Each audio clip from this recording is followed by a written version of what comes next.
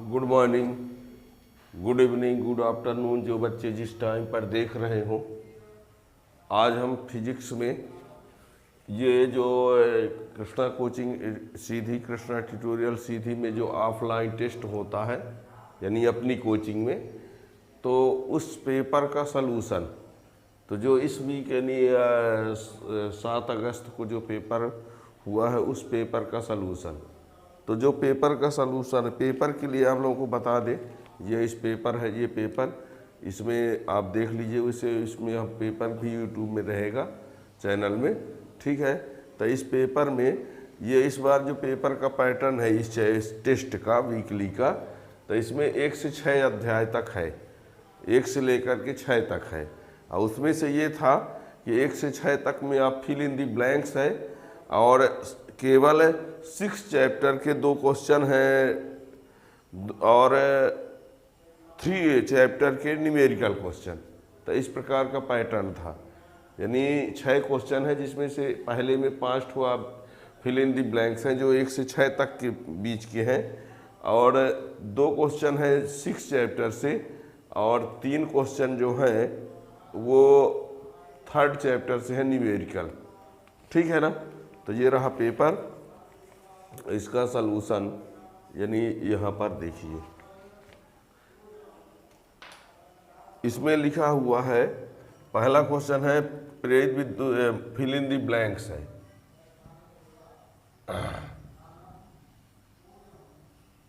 Fill in the blanks में, fill in the blanks, पहला question इसमें ये बोल रहा है प्रेरित धारा का मुख्य कारण, प्रेरित विद्युत धारा का मुख्य कारण क्या है। तो ये आपको बता दें, ये 6 चैप्टर में है, प्रेरित विद्युत धारा का मुख्य कारण क्या है।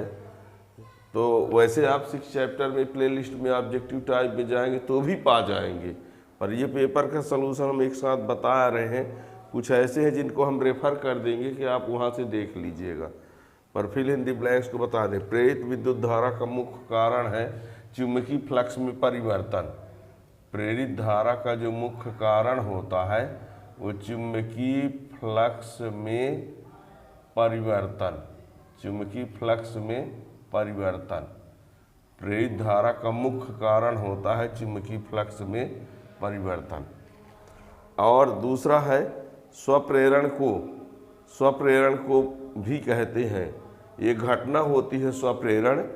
अब ये स्वप्रेरण अलग से डिटेल में आपको जानना है तो 6 चैप्टर प्लेलिस्ट में जाके पढ़ सकते हैं डिटेल में। अब यहाँ पर हमको केवल ये बता देना है कि स्वप्रेरण को कुछ और कहा जाता है विद्युत का जड़त्व। स्वप्रेरण को कहा जाता है तो विद्युत का जड़त्व, यानी स्वप्रेरण को विद्युत का जड़त्व भी कहते हैं, विद्युत का जड़त्व, ये फील करना है। तीसरे नंबर पर कूलाम का नियम लिखा है। कूलाम का नियम केवल आवेशों के लिए लागू होता है, तो स्थिर आवेशों के लिए, स्थिर आवेशों के लिए कूलाम का जो नियम होता है वो स्थिर आवेशों के लिए लागू होता है। कूलाम का नियम केवल स्थिर आवेशों के लिए, बिंदु आवेशों के लिए, है ना, वही लिख सकते हैं। स्थिर आवेशों के लिए, बिंदु आवेशों के लिए लागू होता है। स्थिर आवेश भी चल जाएगा, बिंदु आवेश भी। फिर लिखा है संधारित्रों के श्रेणी क्रम संयोजन में प्रत्येक संधारित्र पर समान रहता है। जब संधारित्रों का संयोजन पढ़ेंगे, 2nd चैप्टर आप प्लेलिस्ट में जाके देखेंगे, तो श्रेणी क्रम संयोजन, संधारित्र का समांतर क्रम संयोजन, तो उसमें क्या होता है कि श्रेणी क्रम संयोजन में प्रत्येक संधारित्र में आवेश समान रहता है, समांतर क्रम संयोजन में भी विभवांतर समान रहता है। तो यहाँ लिखा है संधारित्र के श्रेणी क्रम संयोजन में प्रत्येक संधारित्र पर समान रहता है, तो क्या रहेगा, विभव समान रहता है। क्या रहता है, विभव। अब 5वां नंबर है लोहा के लिए क्यूरी ताप का मान। लोहा यानी 5 अध्याय में ये है क्यूरी ताप किसे कहते हैं, तो उसमें कुछ पदार्थों का मान दिया है। लोहा के लिए, निकिल के लिए, कोबाल्ट के लिए, तो यहाँ लोहा के लिए क्यूरी ताप का मान होता है 770 डिग्री सेल्सियस, ठीक है ना। तो ये हो गया प्रेरित विद्युत धारा का मुख्य कारण चुंबकीय फ्लक्स में परिवर्तन। स्वप्रेरण को विद्युत का जड़त्व कहते हैं। कूलाम का नियम स्थिर आवेशों के लिए और संधारित्र श्रेणी में प्रत्येक पर, यहाँ पर संधारित्रों का श्रेणी क्रम संयोजन है, श्रेणी क्रम है ना, श्रेणी क्रम में आवेश समान रहता है, सारी श्रेणी क्रम में आवेश समान रहता है, समांतर क्रम में विभव रहेगा, श्रेणी क्रम में लिखा है ना, श्रेणी क्रम तो आवेश। फिर क्वेश्चन नंबर दूसरा क्या बोलता है, फैराडे का नियम लिखो तथा प्रेरित विद्युत वाहक बल का व्यंजक ज्ञात करो। तो इसको आप चैप्टर 6 प्लेलिस्ट में जाके, प्लेलिस्ट, ये चैप्टर 6 प्लेलिस्ट, आप हिंदी मीडियम वाले में जाएंगे 12th क्लास, है ना। और क्वेश्चन नंबर 3, लेंज का नियम क्या है समझाइए, ये भी चैप्टर 6 प्लेलिस्ट में जाके,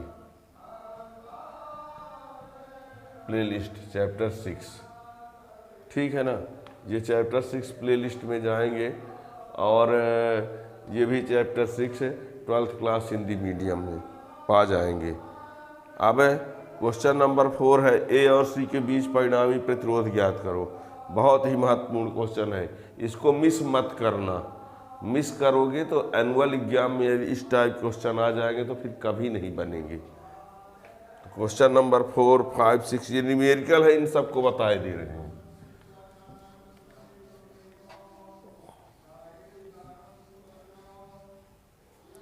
क्वेश्चन नंबर 4, इसमें लिखा है ए और सी के बीच परिणामी प्रतिरोध ज्ञात करो।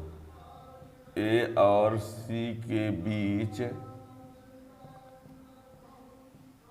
परिणामी प्रतिरोध ज्ञात करो, ये प्रश्न है। और चित्र ऐसे बना हुआ है, ये यहाँ ए है, यहाँ बी है, यहाँ डी है, यहाँ सी है, यहाँ एक ऐसे जुड़ा हुआ है, एक यहाँ ऐसे जुड़ा हुआ है। इसका मान दिया है 2, 5, 6, 2, 5, 6 और यहाँ 3 और इसका 4, ठीक है ना।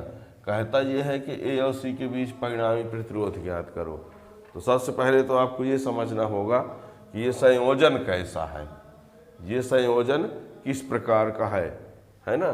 तो ये तो देखिए यहाँ पर है क्या, सबसे पहले हम इसका तुल्य परिपथ बनाते हैं। इसका तुल्य परिपथ जो होगा वो कैसा होगा, है तोड़ मोड़ के इसको देखा जाए तो ये व्हीटस्टोन सेतु जैसे है ना। कैसे है ये, व्हीटस्टोन सेतु जैसे। तोड़ मोड़ के इसको देखेंगे तो ये व्हीटस्टोन सेतु जैसे है। अब वो कैसे, इस टाइप का,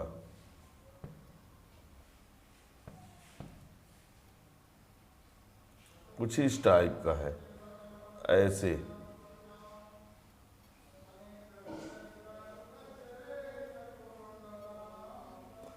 ए B C D, A B 2 ohm, B सी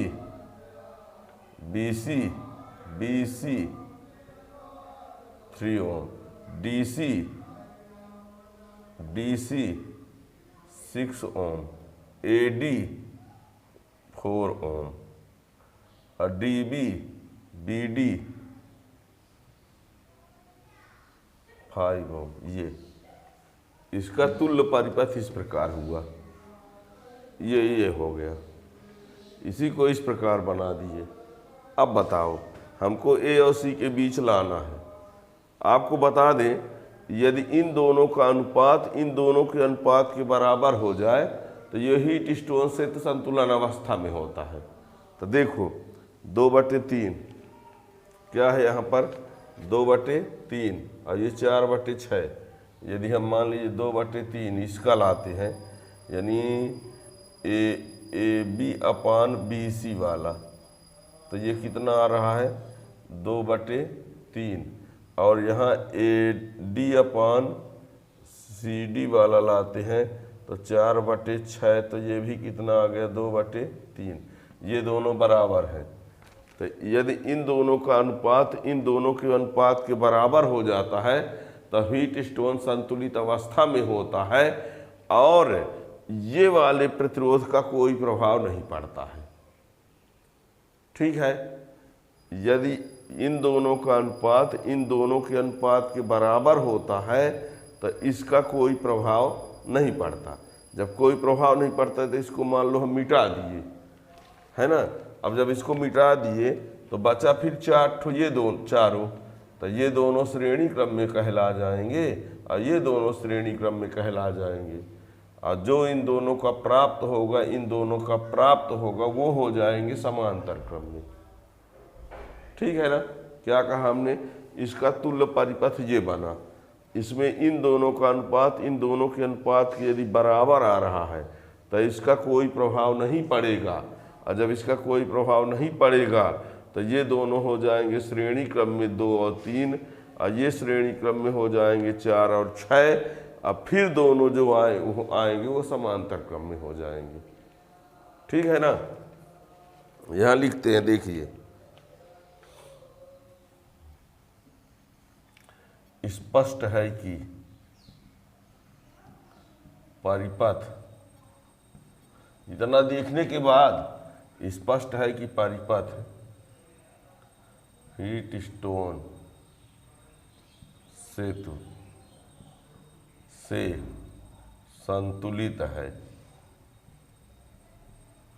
अब रही बात ये कि ये प्रश्न उन बच्चों के समझ में आएगा जो ये चैप्टर टॉपिक पहले से पढ़े हैं, है ना।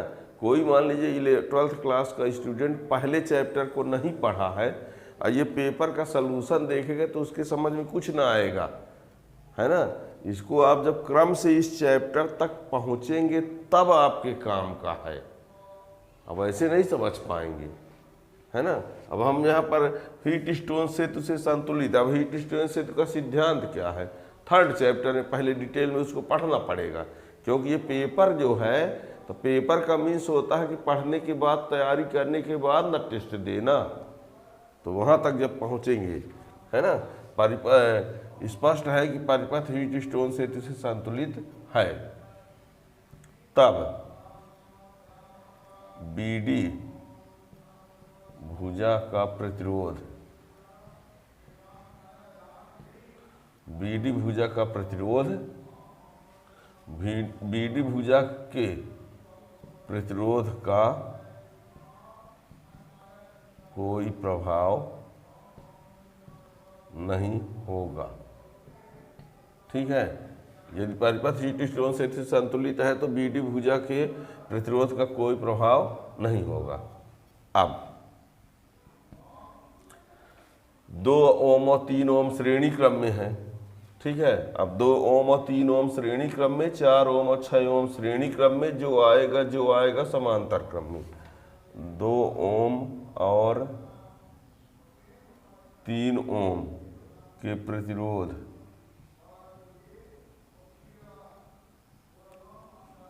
श्रेणी क्रम में हैं, इसलिए R डैश बराबर R1 + R2 ये फार्मूला होता है, श्रेणी का ये फार्मूला होता है, सीधे प्लस करना, तो ये 2 + 3, तो ये हो गया 5 ओम R डैश। इसी प्रकार 4 और 6 ओम, इसी प्रकार 4 ओम और 6 ओम श्रेणी में है, इसलिए R डबल डैश बराबर 4 धन 6 बराबर 10। ठीक है ना।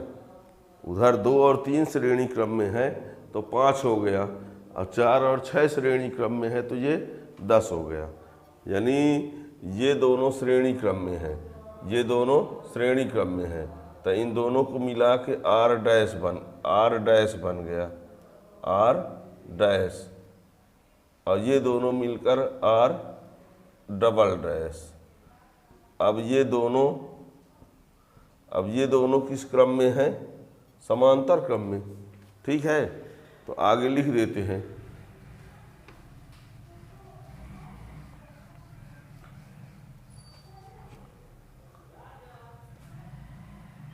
अब आर डैश हुआ आर डबल डैश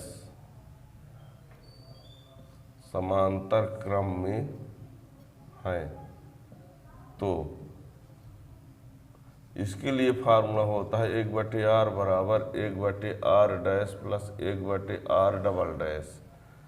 तो 1 कितना था 5 और 1/10, ये लघुत्तम 10, 2 और ये 1, 3/10, 1/r बराबर, तो r बराबर 10/3, 3 ऐसा कुछ आ जाएगा। ठीक है, ध्यान देना 1/r। ठीक है ना, तो इसका परिणामी प्रतिरोध ये हुआ। अब कहोगे सर मान लीजिए इन दोनों का अनुपात इन दोनों के अनुपात के बराबर नहीं है, तब ए और सी के बीच आप कनेक्शन नहीं लगा पाएंगे, कैसे होगा? तब वो कनेक्शन गलत है, फिर इसकी सहायता से आएगा ही नहीं। बल्कि ए बी और डी के बीच लाना होगा तो कर सकते हो, ये दोनों श्रेणी फिर ये समांतर हो जाएगा, पर ए और सी के बीच नहीं ला सकते।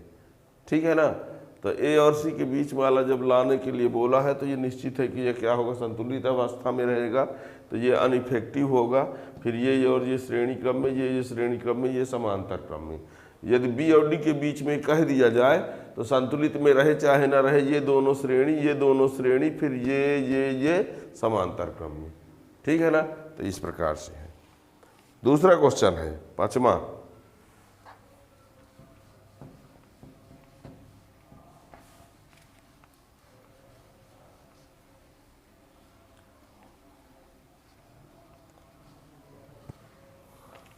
पांचवा क्वेश्चन है, एक तार को खींचकर उसकी लंबाई 0.1% बढ़ा दी जाती है। लिख दीजिए, क्वेश्चन भी लिखे दे रहे हैं। 5वां, एक तार को खींचकर उसकी लंबाई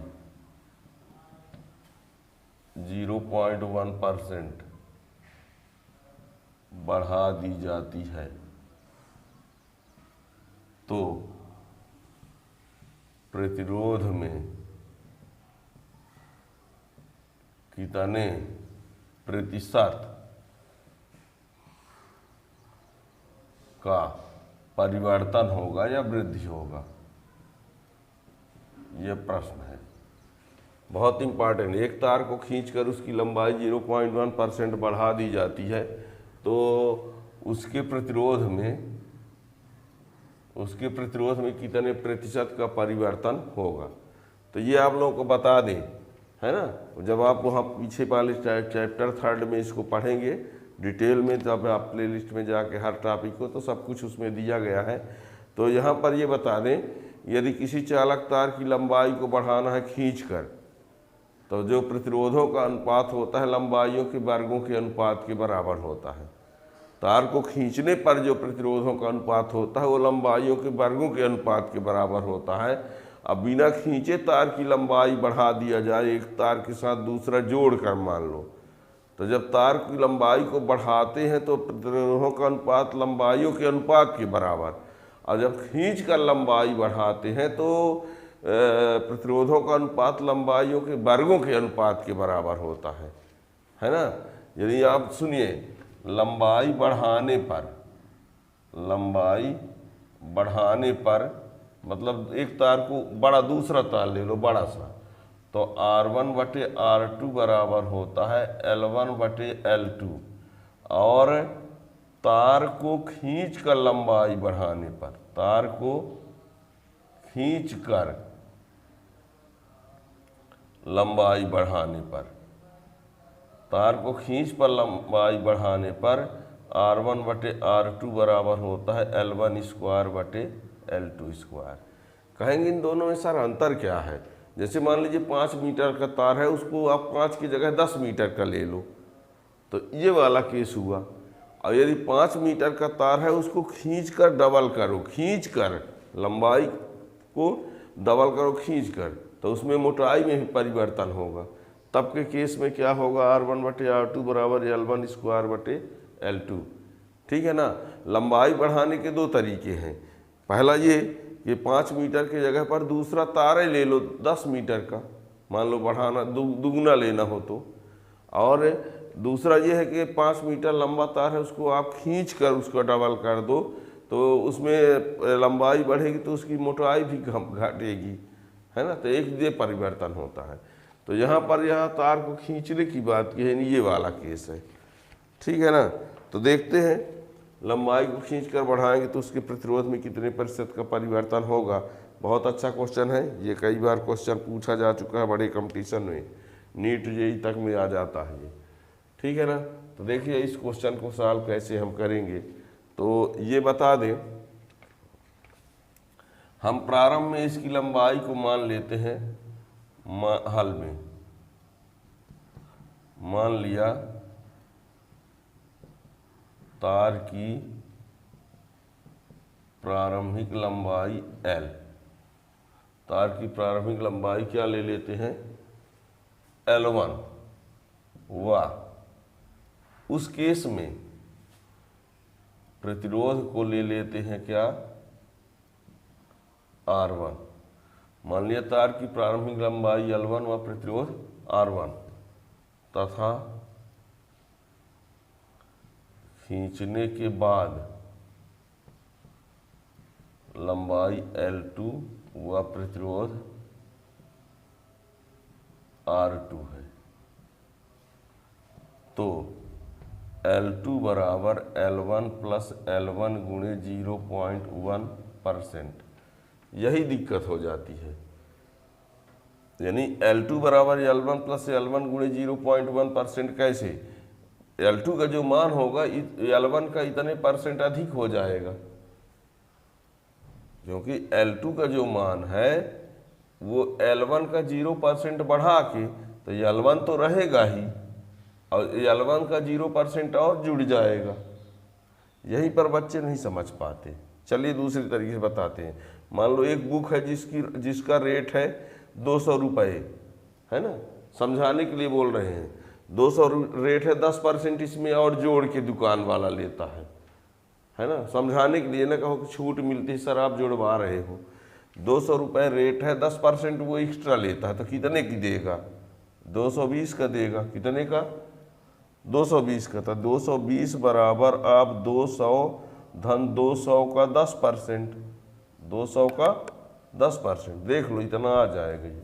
इसको ऐसे ना लिखोगे, ये देखो, तो ये 200 प्लस 20 बराबर ये 220 आया। तो यानी 200 प्लस 200 का 10% और, यदि 200 रेट है 10% ज़्यादा लेता है तो 220 का देगा। तो 220 आएगा कैसे, 200 प्लस 200 का 10% और, तो वही तो हमने किया। तो L2 जो होगा कितने परसेंट बढ़ा के बताना है, 0.1%। तो L2 जो होगा L1 तो रहेगा ही और L1 का 0.1% और, तो ये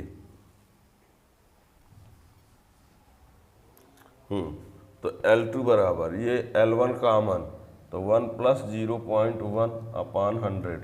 L1 कामन ले लिया।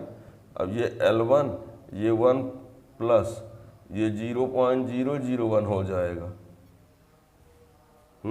डिवाइड कर देंगे 2 अंक और इधर पॉइंट आ जाएगा। ठीक, तो ये हो गया किसका मान, ये।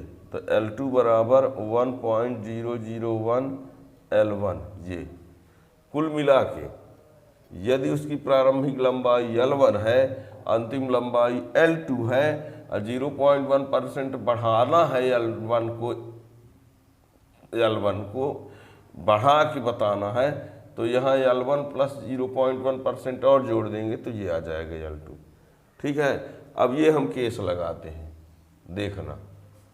तो हम जानते हैं क्योंकि R2 upon R1 equal to L2 square upon L1 square, प्रतिरोधों का अनुपात लंबाइयों के वर्गों के अनुपात के बराबर होता है तार को खींचने पर, है ना। ये कैसे होता है ये भी आपको आप पीछे आप चाहें तो पढ़ सकते हैं, है ना। उस पे प्लेलिस्ट में जाएंगे तो वहाँ पर ये सब कुछ आपको मिल जाएगा, है ना।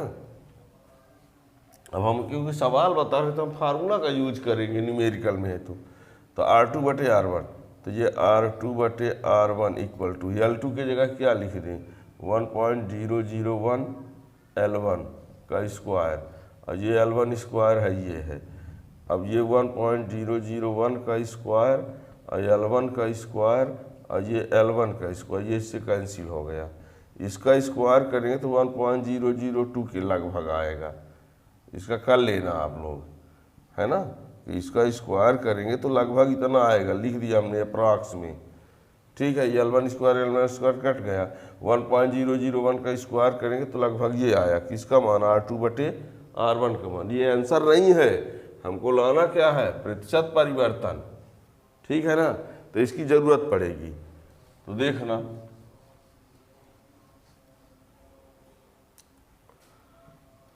तब प्रतिरोध में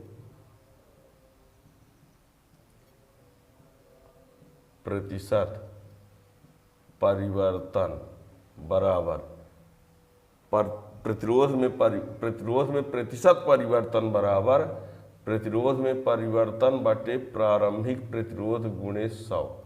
ये प्रतिरोध में प्रतिशत परिवर्तन बराबर प्रतिरोध में परिवर्तन मतलब अंतिम माइनस प्रारंभिक बटे प्रारंभिक गुणे 100 फार्मूला है। अब इसको R2/R1 अलग से और R1/R1 अलग से गुणे 100%। R2/R1 और ये माइनस ये कट गया तो 1 और ये हो गया गुणे 100। R2/R1 का ये मान रख दो तो 1.002 माइनस 1 गुणे 100। अब घटाना तो इसमें ये घटेगा, देखना 1 पॉइंट इसमें 2 में 1 को ना घटा देना, है ना। इतने भी वीक बच्चे कभी कभी होते हैं। इसको माइनस करोगे तो इसमें माइनस होगा, यानी 0.002 इंटू 100 और इसका इंटू किए तो 0.2% ये आ गया, ठीक है ना। ये फार्मूला है। प्रतिरोध में प्रतिशत परिवर्तन बराबर प्रतिरोध में परिवर्तन बटे प्रारंभिक प्रतिरोध गुणे 100, तब अंतिम प्रतिरोध माइनस प्रारंभिक प्रतिरोध बटे प्रारंभिक प्रतिरोध। इसको अलग अलग दोनों कर दिए, इसके बटे इसके बटे, वो ये कैंसिल होकर 1 हो गया और R2/R1 का ये वाला मान रख दिए यहाँ, इसमें इसको घटा दिए, देखना 2 में 1 ना घटेगा, इसमें ये 1 घटाना पड़ेगा तो ये आ गया ये, ठीक है ना। ये रहा, ये याद रखना ये वाला। अब क्वेश्चन नंबर 6,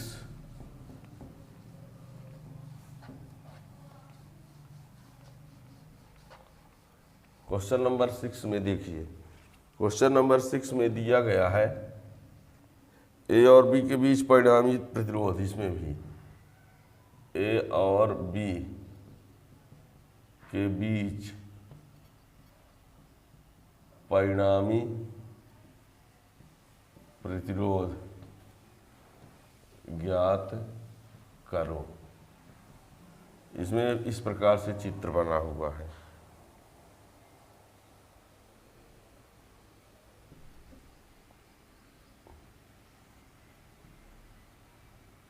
ये 15 ओम, ये भी 15 ओम, 15 ओम, 10 ओम, ये ए है ये बी है। इसको आप सीधा कर दो, इसको क्या कर दो सीधा कर दो।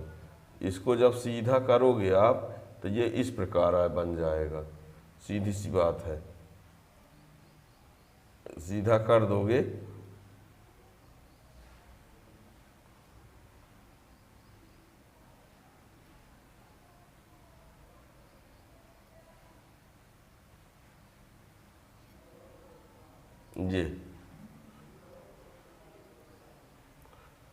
ये हो जाएगा। तो ये 10, 15, 15, 15 सीधा कर दोगे तो यानी ये इसमें ये तीनों किस क्रम में हो जाएंगे, समांतर क्रम में। ये तीनों कैसे हैं, एक दूसरे के साथ समांतर क्रम में, और ये इसके साथ फिर क्या है, श्रेणी क्रम में। यानी इस प्रश्न से ये स्पष्ट है कि ये तीन के तीनों किस क्रम में है, समांतर क्रम में है, और उनके साथ ये क्या है, श्रेणी क्रम में है। हल में देखो स्पष्ट है कि 15 ओम के तीनों प्रतिरोध समांतर क्रम में है।